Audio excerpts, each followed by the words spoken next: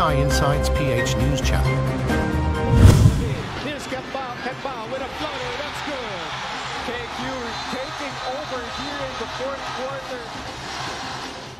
Tinuldukan na ng De La Salle Green Archers ang kanilang 7-year championship draft matapos nilang talunin ang defending champs na Up-Fighting Maroons sa iskor na 73-69 sa Game 3 sudden death ng Season 86 UAAP Men's Basketball. Pinangunahan ni Season MVP Kevin Kembao ang panalo na nakapagtapos ng 24 points, 9 rebounds, 4 assists, at 2 blocks na siya ring itinanghal na Finals MVP. Malaki din ang tulong ng kanilang superstar guard na si Evan Nelly, na nakapagtala naman 12 points, 7 assists, 6 rebounds, 2 steals, at 1 block. Ito na ang ika-10 championship crown ng DLSU Green Archers sa UAAP basketball history.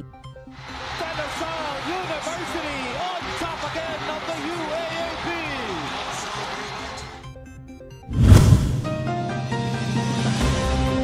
AI Insights PH News Channel.